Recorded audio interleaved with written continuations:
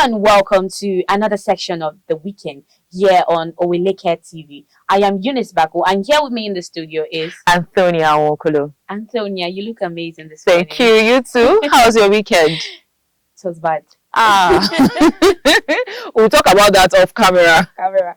All right, my beautiful people. So on today's session of The Weekend, we'll be bringing you highlights of what happened during the weekend and during the week. So on our first story, we have Dangote launches 15 billion naira food intervention program in Kano. Now, this story is it's a story though. It happened in Kano where Aliko Dangote, the very prominent businessman, has been sharing palliatives to vulnerable people in Kano. He has been going out sending foodstuffs, sending rice, sending packages and money to vulnerable people in Kano, and they've been actually enjoying. And this program started since March, and he said it's going to run till April.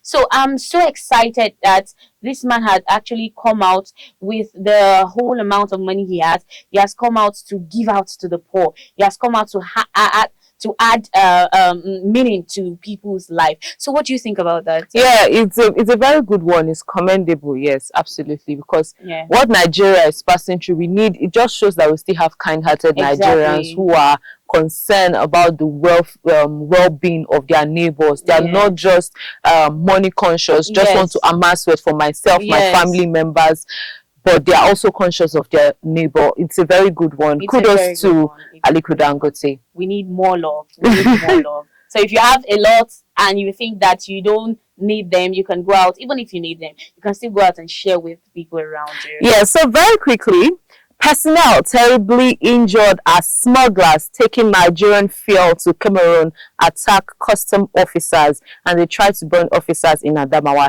This one is a sad note. So while some people are actually doing very beautiful work, some other persons are actually not doing very nice things. So some people are trying to smuggle fuel to Cameroon, and then when officers intercepted them, they attacked the officers. This happened in Adamawa State. They attacked the officers and even tried to burn them. It was not until the Nigerian army intervened that they were unable to burn these officers. It's just in this current situation where we are complaining of not seeing fuel to buy. People are paying a lot of transport money out there just because of the fuel, and you went to steal the fuel and you used it. No, it's not. They want to export it. They're taking it to Cameroon. That's the thing. They want to take it to Cameroon. So they were intercepted? Yes, they were intercepted, and they just ganged up on the officers and beat them up. And even tried to burn them. It's really a sad one. This is really terrible. Yeah. This is terrible. Please, we need more good hearts.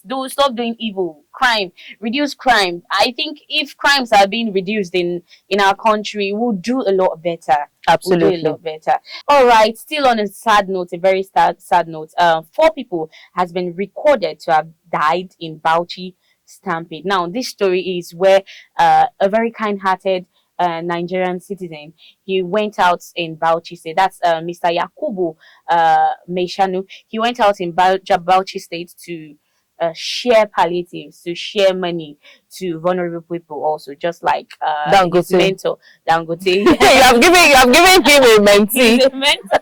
Dangote is not his mentor. Exactly. Wow. So it's so unfortunate that there's hunger in the country. There is suffering in the country. So people were struggling just to go out there to get. It's really sad. It was really hard, and 4 people had to lose their lives. 4 people had to lose their lives. I can imagine the crowd and how the place was so choked up to the extent that someone will actually start losing strength to the point that you lose your life. I'm trying to place my mind in that mental space to show, just to feel how those people felt some kind of way. It's really, it's really, just imagining, like, so this was what this person had to go through. First of all, you're in a crowded place, you're not getting enough oxygen. First of all, you don't even have the strength in the first place. You're very hungry. And then you're now in a crowded space, you're not getting enough oxygen, and who knows, may their souls rest in peace. Amen. Now, this I don't know. We have a lineup of sad stories. We have a lineup of sad stories, and it's really touching. Forget these smiles. We are not happy. We are not happy at all. So now this one happened in Ondo State. A teenage girl, she's 17 years old. She stabbed her aunt that she was living with to death. You've not asked me why. Why? Good. No. No, let's go into this little by little. Okay. When you shouted what, now ask why. Please tell me why. Okay, and I'll tell you the viewers why. So this girl claims that her aunt she was diagnosed with a mental condition in 2023, and then she was taken to a psychiatric hospital for treatment, and then she was placed on medications. So the aunt was consistently reminding her to take her medications. Because of that, you are disturbing me. Why are you reminding me? That was why she stabbed the aunt. You are kidding. Now she stabbed the aunt, locked her in the room, and ran away. A 12-year-old, 17-year-old, 17-year-old girl. Locked her in the room and ran away.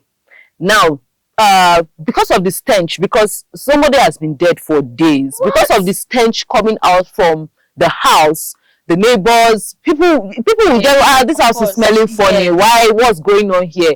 And when they looked through the window, they saw the lifeless body. And that was how. And when the police got the niece of this woman, they interrogated her, and then she confessed that she stabbed, because upon examination they found places where the knife actually went into the aunt's body. And honestly, I don't know what to say about this, honestly. A 17-years old girl could have the mind to kill. And the reason is so flimsy.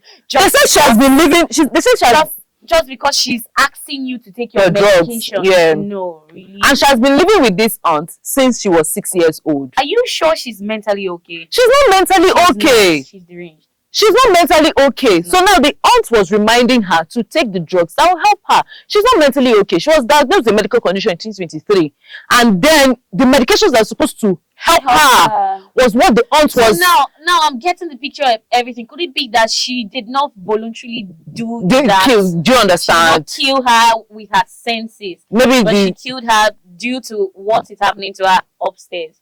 Maybe what is the no inside is telling her, kill, she's your enemy. Oh, that's sad. That's really sad. That's the reason why I said, honestly, this story is so complicated that you can't even pick a particular angle to say, oh, this is actually the reason or who to blame in this scenario. Should the aunt not have reminded her to take the drugs? Do you understand? Or do we blame it on the sickness? It's just so sad. It's so sad. It's terrible. All right. Though this is not very, very terrible as killing, but this is terrible as in ending a marriage, a 12 years old solid marriage. This is from I like the way you use solid. I like the way you use solid. 12 years old is solid. 12 solid years. This says heartbreak for ex-Chelsea star Geremi Njitap ends 12-year marriage amid twin paternity scandal. Now, paternity scandal has been coming up. It has been coming up. Somebody asked, somebody on X asked, what's the meaning of DNA? And somebody said, daddy's, oh my goodness. I've forgotten what he said. But what he was literally saying is, daddy not accountable for. Are you for real? But that's not the meaning. That's not the meaning, but it's just, he was just being funny about it. So now paternity issues have been coming up recently. In fact, that's been flooding our internet of lately. And your internet, you say it like you own the internet. And people have been coming out with paternity stories, and it's saddening. I don't know reasons why you'd be in a relationship or in a marriage with someone, and okay, let's say peradventure you had a child before you got into a relationship with the person, but you could not tell the person, and you kept leading your spouse on that he or she owns the child. Owner of the child. That's really sad, and it's disheartening. I wish and hope that we could really stop this. We could take up honesty for a change. You have a situation where you are not sure if this pregnancy belongs to your spouse or not. Please come out open and tell them. No, I think it comes from a place of discipline. it's really disheartening. I think this is more of broken trust. This is where we need to actually come out and own up to our mess ups. Yes, if you know you've done something that is not right, you could actually come out and tell your spouse about it. There's no big deal. Whatever will happen. It's better it even happens now than after 12 years. Sometimes there's this guilt. You I understand? There's this understand. guilt and everything, I but understand. regardless, it's actually okay for you to communicate with your spouse, irrespective of what happens. Imagine the trauma these children are going to be facing now from a broken home. It's really sad. It's not worth it. And when divorce, when cases of separation in marriage occurs, yes, it has effects on the man and the wife, but the children suffer most. It creates this dysfunction in how they behave, and even going forward, it also affects how they view marriage and how they get into relationships and even choose spouses. And sometimes they carry on this anger of, oh, what's my mother, for instance, the male children in that family will say what my mother did to my father, and then they start projecting no other woman will do it to me. They start projecting a kind of behavior that is not actually theirs, because they're trying to respond to the pain that they've had in the past. They just feel that all women who behave like my mother did. It's really sad. So the children are watching. The children are watching. They are taking cues from their parents' marriages. Now, Peter Obi has reacted to the release of the abducted Kaduna students.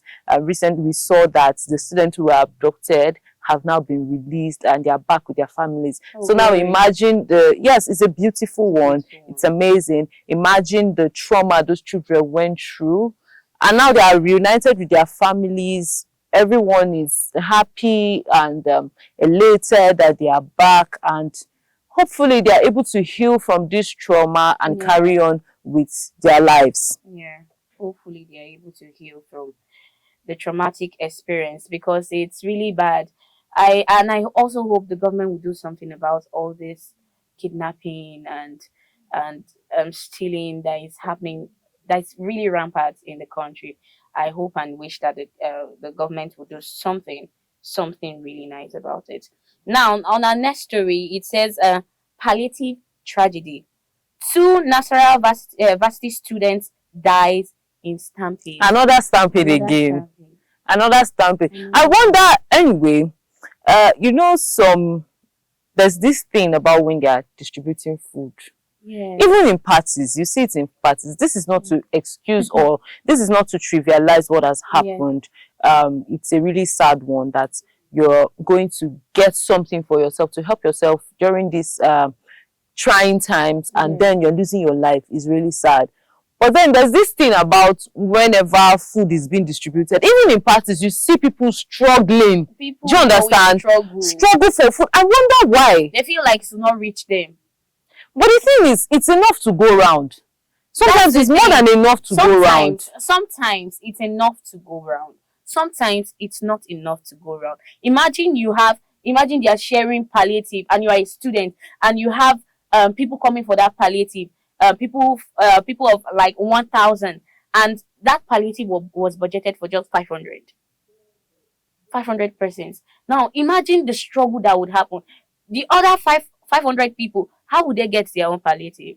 But why would you even want to? If you have a particular number, then and you want to share it, then there should be certain what do they call it, criteria to just streamline everything, rather than making people come out in mass and going through all this. Some people don't want to go through that stress. They don't want to go through that stress of saying, I want to get security personnel, I want to rent a very big hall where everything will be covered or everything will be guarded. But that's what makes it orderly. It's supposed to be a situation where if all the palliatives are, for instance, kept in this studio, you come in, you stand on a single file, they just hand over your palliative to you, and you go home peacefully. Everything is organized. You don't have to rush, you don't have to fight, because people died. You know how many people would have quarreled on that queue. How many people have said, how many enemies? Yes, because you are trying to get. So things don't have to always result into or fall into the yes. I think we can, as a people, we can do things in a more civilized, more orderly fashion. Yeah, can do better. Yeah, so now this is another sad story. We have so many sad stories today. Yeah. What happened during the weekend? A lot of things. You know, you said your weekend was bad. I had to tell me all about it. Well, I had a splendid weekend, but you said yours was bad. But we'll talk about it later. Right. Now, Amechi Munago, the Nollywood veteran, passed away yesterday. And sometime last week, some weeks back, there was a video making rounds on social media about him having to travel. He was calling on Nigerians alongside Kingsley Orji, who's also Nollywood, who is also in Nollywood, calling for Nigerians to support and then send in donations so he could go for a kidney transplant in India.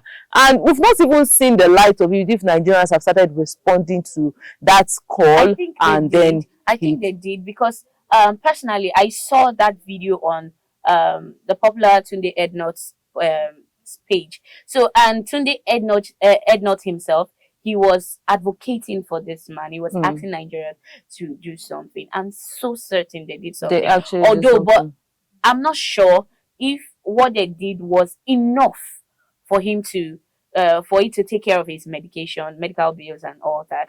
And also, I don't know how many time he had left before the payment of his medical bills. Okay, you mean like how much time he had left? Okay, I'm looking at it from the angle of maybe the situation had gotten so bad, and even with all the donations, it still could not save him, because it's not been long since they made that call. And I'm sure a lot of people would have been trying to help out, and maybe they've looked within themselves, and that's the reason why they cried out to Nigerians. But it's not up to 2 weeks, and then he's gone. May his soul rest in peace. It's the same thing that actually happened with the popular Mr. Ibu. No, Mr. Ibu's case, he went for surgery. The surgery, he went for another one. Mr. Ibu's the late Mr. Ibu's case, it took a while. It took a while before it's sad that these popular Nollywood actors that we actually look up to, that actually acted for us while we were children, we looked up to them and this man. It's so sad. I don't know what is actually happening, because a lot of them have been dying. I know they are coming down with old age comes and terminal diseases happens too. But it's heartbreaking for us. It's really heartbreaking for us. All right, this is where we bring the weekend to a close. I still remain Eunice Bako, and here with me, Antonia Wokodo. For more of this, please do make sure you follow us on all our social media platforms on Oweleke TV. Please do like our videos and drop your comments. Leave your comments on the comment box. Until we come your way next time, do stay safe. Follow us on our social media handles at Oweleke TV. Visit our website at www.oweleke.tv for a thrilling journey. Oweleke TV, rising star at the fairground.